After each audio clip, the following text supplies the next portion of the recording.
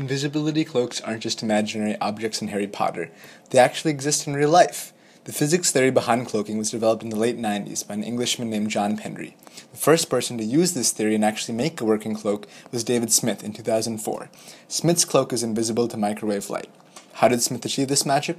Well, today you're going to find out as we discover how cloaking works. You probably already have an intuitive sense for what a cloak is. At the center of a cloak, you have a cloaking region where you can hide any object you want.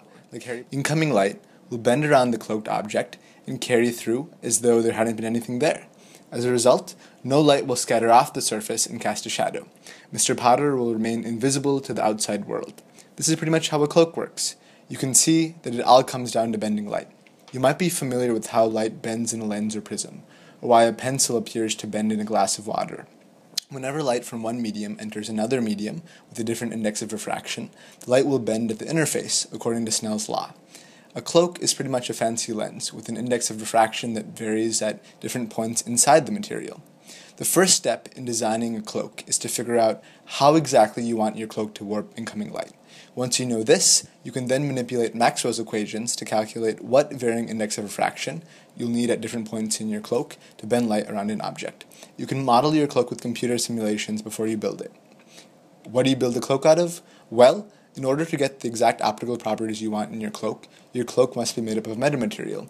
A metamaterial is a material made up of two or more constituent materials and has properties you can't find in nature. You can tune a metamaterial's properties by changing the volume and structure of its constituent materials. To get a sense for this, imagine you have two blocks of glass, one with an index of refraction of 1.5, the other with an index of 4. Now take balls of the high index glass and embed them in the block of the low index glass. You've just created a metamaterial with properties somewhere in between the two glass blocks. You can tune the optical properties of the metamaterial by changing the size and density of each constituent material. For example, if you add larger and more of the high index balls, the metamaterial's optical properties will be more similar to the high index glass. This is the type of tunable material you need to achieve the optical properties of a particular cloak design.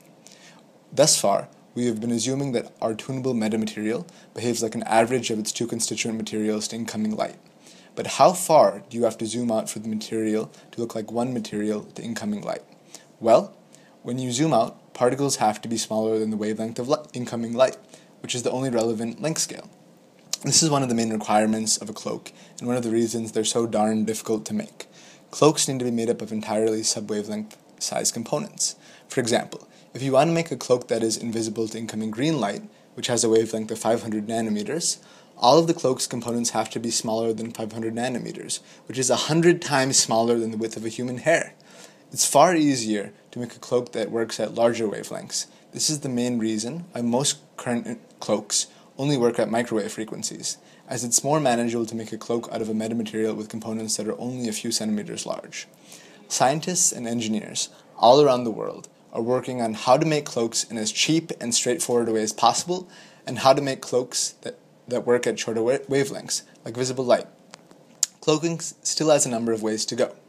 So don't worry, you don't have to stress out about invisible wizards flying around anytime soon.